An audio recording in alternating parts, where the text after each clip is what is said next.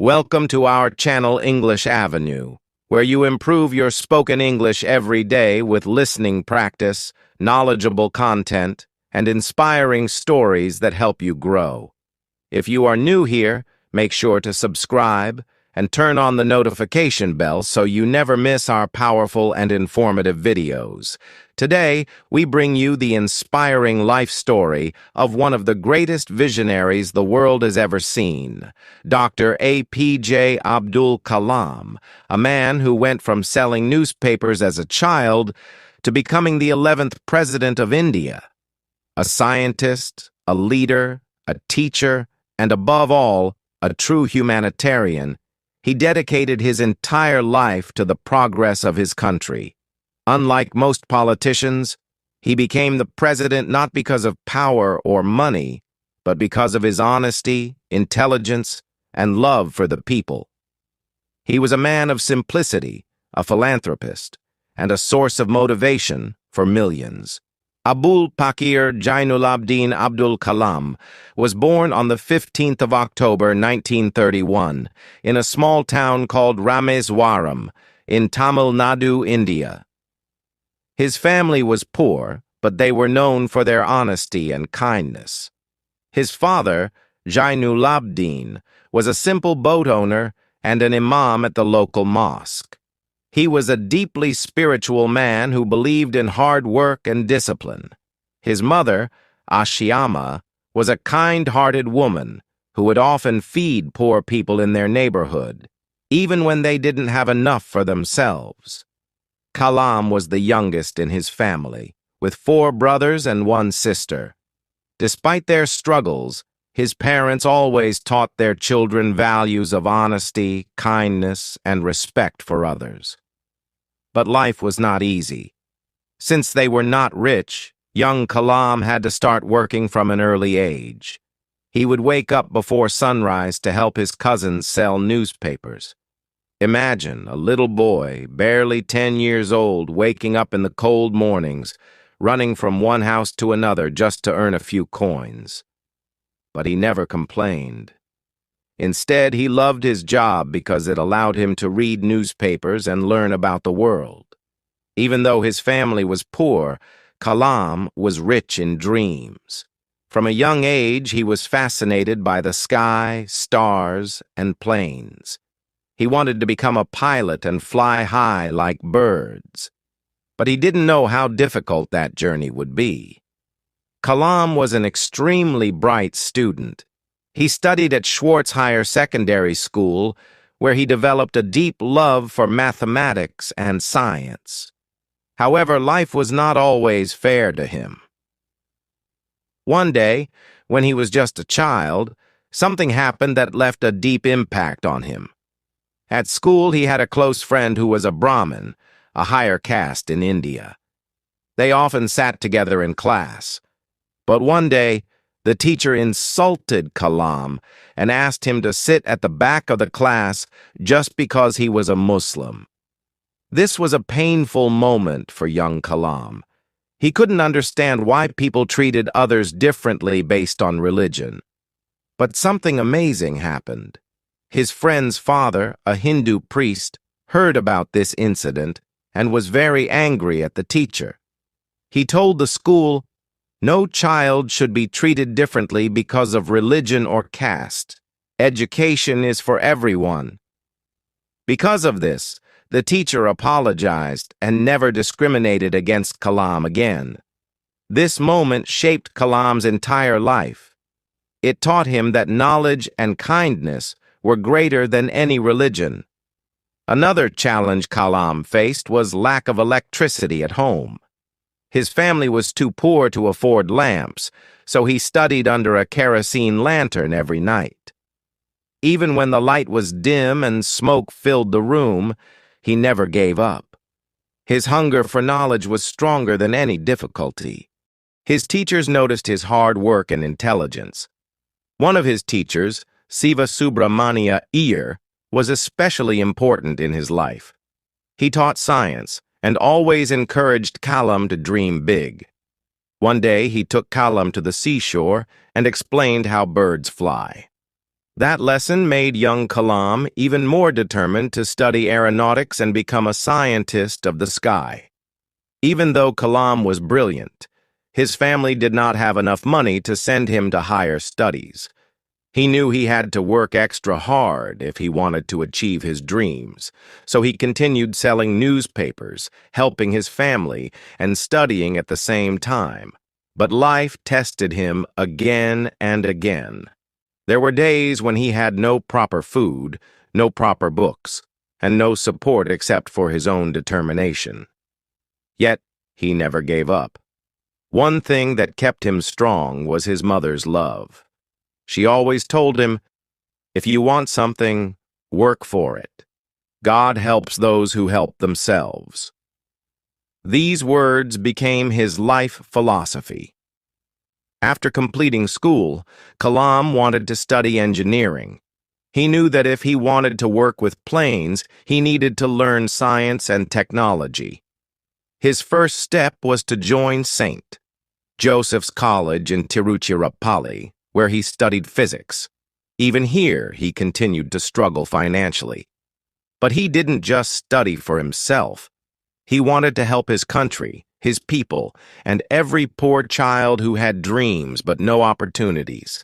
And this was just the beginning of his incredible journey. But he knew physics alone was not enough.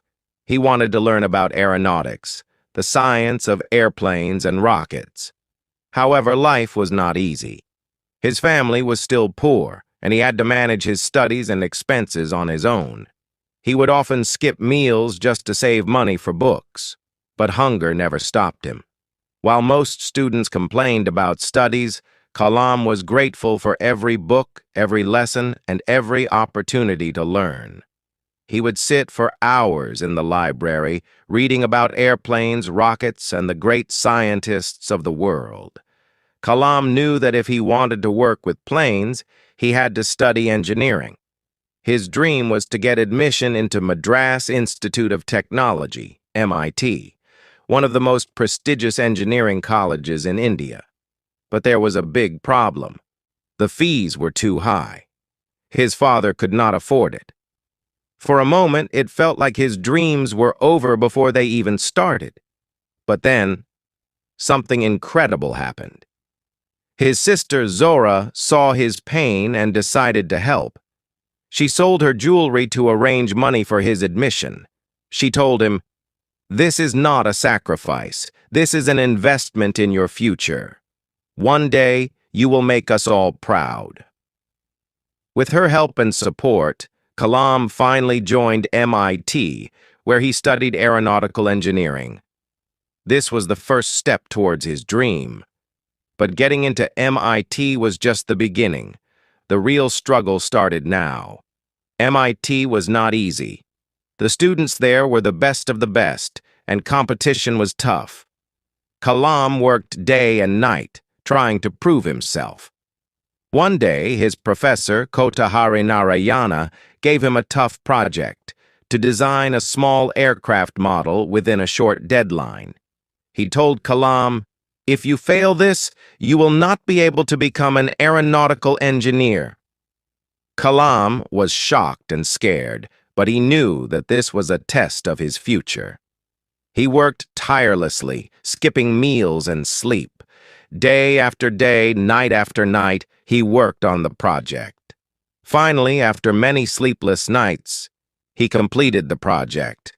When he presented it, the professor looked at it, paused, and then said, "You have done an excellent job. This is what I call dedication. Keep it up." For the first time, Kalam felt that he was truly on the right path. But life was not done testing him yet. Kalam's biggest dream was to become a fighter pilot in the Indian Air Force, IAF. After completing his engineering, he applied for the pilot selection test. He was full of hope and excitement. He worked hard, preparing for the toughest physical and mental tests. But when the final results were announced, his heart broke. Out of 25 candidates, only 8 were selected. Kalam ranked 9th, just one position short. he failed. This was one of the most painful moments of his life. The dream he had since childhood, to fly high in the sky, was gone forever. For days, he felt lost and broken. He had worked so hard, and still he failed. He asked himself, "Did I make a mistake? Was I not good enough?" But then he remembered something his father once told him. When one door closes, another opens. If you don't get what you want, it means something better is waiting for you. And his father was right. Kalam decided that if he could not fly planes, he would build them. Instead of crying over failure, he chose a new dream. He applied for a job as a scientist at the Defense Research and Development Organization, DRDO, a place where scientists worked on developing new aircraft and technology for India's defense. His first project at DRDO was to design a hovercraft, a vehicle that could float over land and water. It was a challenging project, but Kalam loved it. He put all his energy into it. At DRDO, he met great scientists and learned from them, but deep inside, he still wanted something more. He wanted to work on rockets and space technology, something that could truly change the world. And then, his life took another major turn. In 1969, after years of working at DRDO, Kalam was selected to join the Indian Space Research Organization, ISRO. This was the biggest turning point in his career. At ISRO, he worked under Vikram Sarabhai, the father of India's space program. Sarabhai saw great potential in Kalam and told him, "India needs bright minds like you. One day you will take our country to great heights." Kalam's first major project at ISRO was to build India's first satellite launch vehicle, SLV-3. This was a huge responsibility, and many people doubted whether India could do it. But Kalam was determined. He worked with his team day and night, solving problems, running tests, and making sure every part of the rocket was perfect. After years of hard work, in 1980, India successfully launched its first satellite into space using SLV-3. It was a historic moment, and Kalam was at the center of it all. For the first time, India had proven to the world that it could build and launch its own rockets. Kalam had gone from a small-town boy selling newspapers to a scientist who helped launch India into space. After his success at ISRO, Kalam was asked to lead a new project at the Defense Research and Development Organization, DRDO. His task? To build India's most powerful missiles. At that time, India was not strong in defense technology. Most weapons and missiles were imported from other countries, which made India dependent on foreign nations. The government knew that India needed its own missile system to become a strong and independent country. In 1982, Abdul Kalam was made the chief of the Integrated Guided Missile Development Program, IGMDP. His goal was to develop missiles that could protect India from any threat. He took on the challenge with full energy and dedication. He worked for 18 hours a day, barely taking any rest. His team was small and resources were limited, but his determination was unbreakable. At the same time, other countries were doubting India's abilities. Some Western nations even refused to sell advanced technology to India because they didn't believe that India could develop its own missiles. But Kalam had a different vision. He told his team, "We don't need to depend on anyone. We will build our own technology, and we will make India proud." And that's exactly what he did. Under his leadership, India developed 5 powerful missiles, which made the country one of the strongest in defense technology. These missiles were 1. Prithvi, India's first surface-to-surface missile. 2. Agni, a long-range ballistic missile. 3. Trishul, a short-range surface-to-air missile. 4. Akash, a medium-range surface-to-air missile. 5. Nag, an anti-tank guided missile. Each of these missiles was a huge achievement, but it wasn't easy. The team failed multiple times before they finally succeeded. One of the biggest challenges was the first test of Agni missile. The entire country was waiting for this launch, but at the last moment, a technical failure caused the test to fail. People criticized him. The media questioned his leadership. Many even suggested that India should stop missile development. But Kalam did not lose hope. He told his team, "Failure is not the end. It is the first step towards success." They worked even harder, fixed the mistakes, and on May 22, 1989, India successfully launched the Agni missile. The world was shocked, and India had proved itself as a rising military power. For this incredible achievement, he was given the title Missile Man of India. But this was just the beginning of his greatness. Many people only saw his achievements, but very few knew about the personal sacrifices he made. At one point, when Kalam was deeply involved in his missile projects, his family arranged his engagement to a young woman. The wedding date was set, and preparations had begun. But Kalam was so dedicated to his work that he didn't even attend his own engagement ceremony. His work was everything to him, and he believed that his mission was bigger than his personal life. Eventually, he decided never to marry, dedicating his entire life to India and its progress. Kalam worked tirelessly, sometimes spending days without proper rest. His team members said that he would often sleep in his office chair and wake up just after a few hours to continue his work. He was always the first to arrive at the lab and the last to leave. One of his colleagues once asked him, "Sir, don't you ever get tired?" And he replied, "When you love your work, you don't feel tired. You feel alive."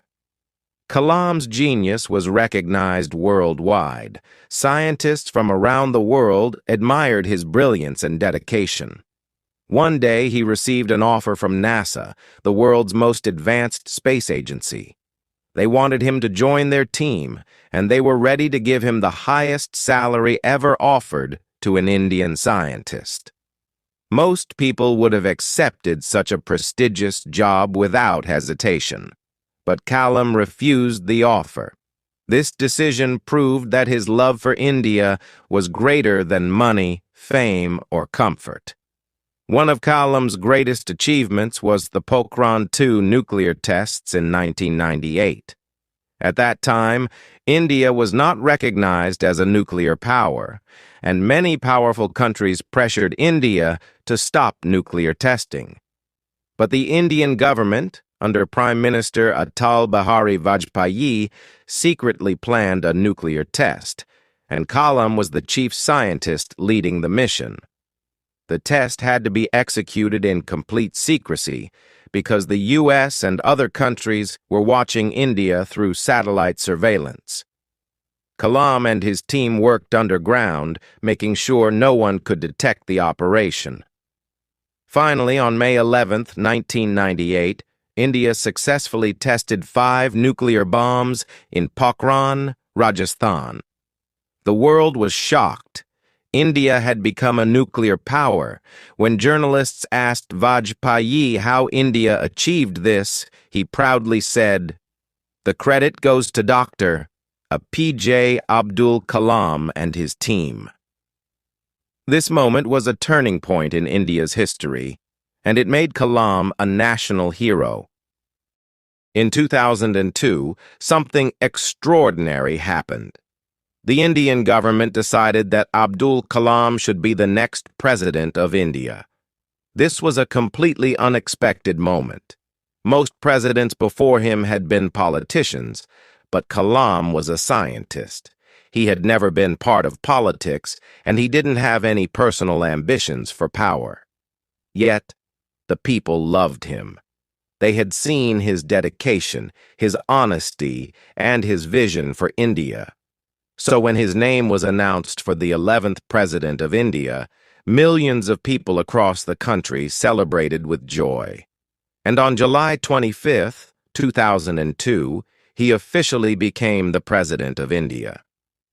This was a historic moment. A poor boy from Rameswaram, who once sold newspapers, was now sitting in the biggest office in the country. Unlike many politicians, Kalam was not interested in power, luxury, or politics. He was interested in the people. Instead of spending time in meetings with politicians, he visited schools and colleges, inspiring young students to dream big and work hard. Wherever he went, thousands of children would gather, eager to hear him speak. He always encouraged them to ask questions, and he answered them with kindness and wisdom. One of his most famous quotes was, "Dream is not that which you see while sleeping, it is something that does not let you sleep." He wanted every child to dream big, just like he had dreamed as a young boy in Rameswaram. Abdul Kalam was not just a scientist or a president. He was one of the greatest motivational speakers in the world. His speeches were filled with positivity, wisdom, and powerful messages. Here are some of his most famous speeches and lessons. 1. My Vision for India, 2003. In this speech, he said that India should not be satisfied with being a developing country.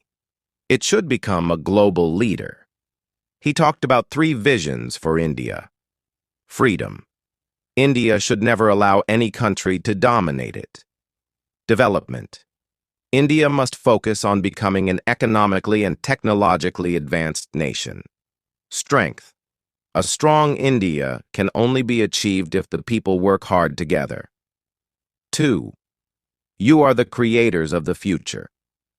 Whenever he spoke to students, he would remind them, you are all born with potential.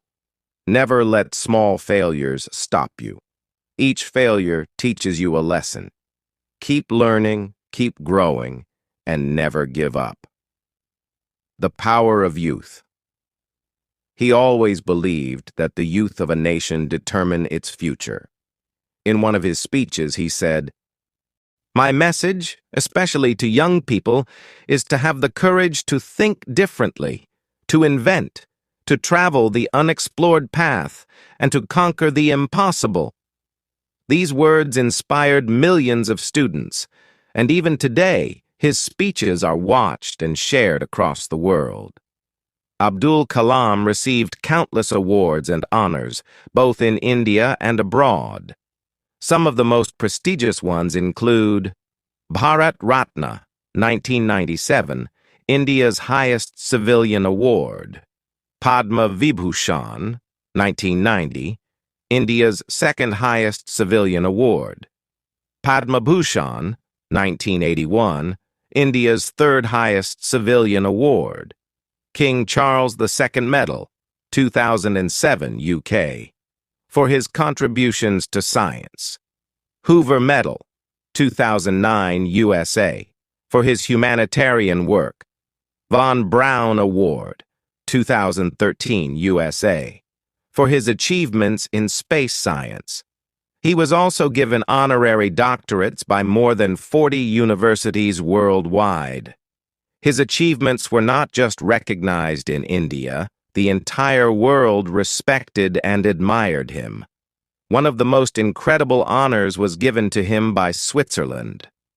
On May 26, 2005, Abdul Kalam visited Switzerland.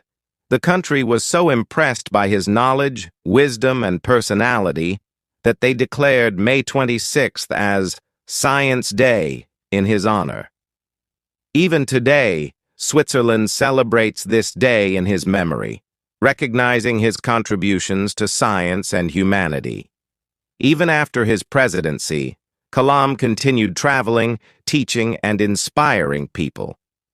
On July 27, 2015, He was invited to give a lecture at IIM Shillong, a prestigious college in India.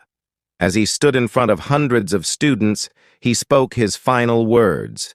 "Creating a livable planet for humans is my mission." And just moments later, while doing what he loved the most, teaching students, he collapsed and passed away. His sudden death shocked the entire nation. People across the world mourned his loss. Millions attended his funeral, and his final resting place in Rameswaram has now become a place of respect and remembrance. Even though he is no longer with us, his words still inspire millions. He left behind a message for all of us. Believe in yourself. You have the power to change the world. Dream big and work hard. No dream is impossible. Never stop learning. Knowledge is your greatest weapon. Stay humble. Success means nothing if you do not stay kind and humble. Help others. True happiness comes from making others' lives better. His life was a story of struggle, hard work, and greatness. From a poor boy in Rameswaram to becoming the President of India, he proved that nothing is impossible.